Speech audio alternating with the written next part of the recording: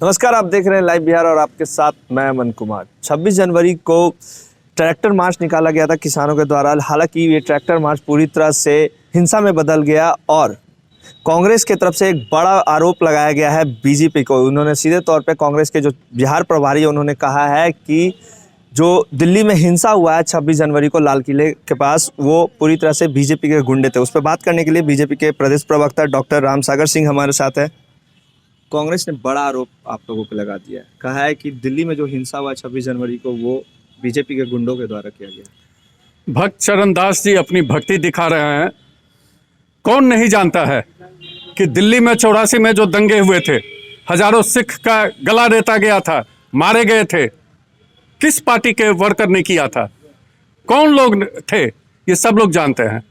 शाहीन बाग की जो घटना है, उस समय जो दिल्ली में दंगे कराए गए, जो लोग मारे गए, वो किसके द्वारा रचित था, अब ये सामने है। देश की जनता सब जानती है कि किसके द्वारा किया जा रहा है। और ये किसानों को भरमाने का कोशिश कर रहे हैं, बहकाने का कोशिश कर रहे हैं। ये मंडी के दलालों के पक्ष में, चूँकि इनका बोफोर्स से लेकर के अभी तक का दलालों के पक्ष में खड़ा होने का इतिहास रहा है। बोफोर्स में भी दलाली खाए थे, ये भी प्रमाणित है। और फिर अभी ये दलालों के पक्ष में ही खड़े हैं, ये किसानों के पक्ष में नहीं खड़े हैं।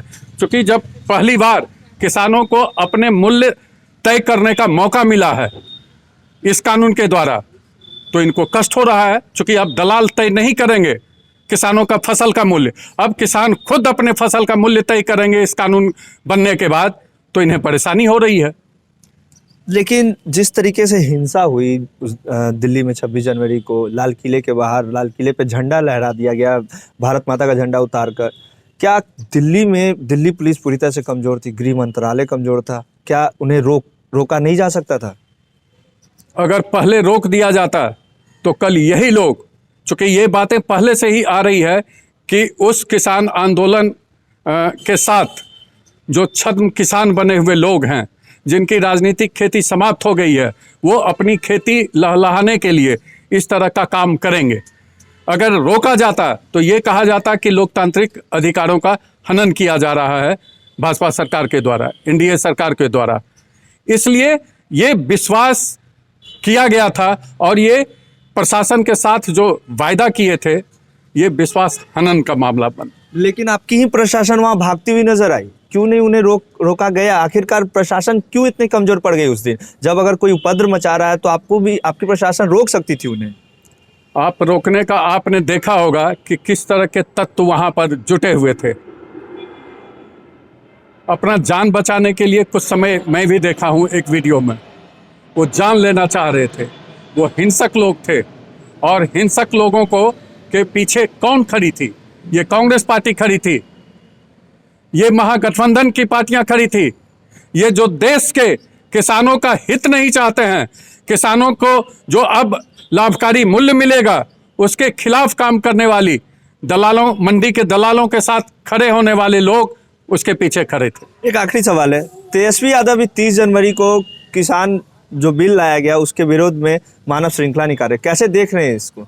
अब केवल तेजस्वी यादव नहीं कर रहे हैं, महागठबंधन कर रहा है। और महागठबंधन में कैसे लोग हैं ये बिहार की जनता जानती है, माले का चरित्र जानती है, आरजेडी का चरित्र जानती है कि ये किसानों का नौकरी देने के नाम पर किसानों का खेत लिखवाने वाले तेजस्वी यादव, इसका हिसाब बिहार की जनता को पहले दें कि आप किस एवज में खेत लिखवाया करते थे।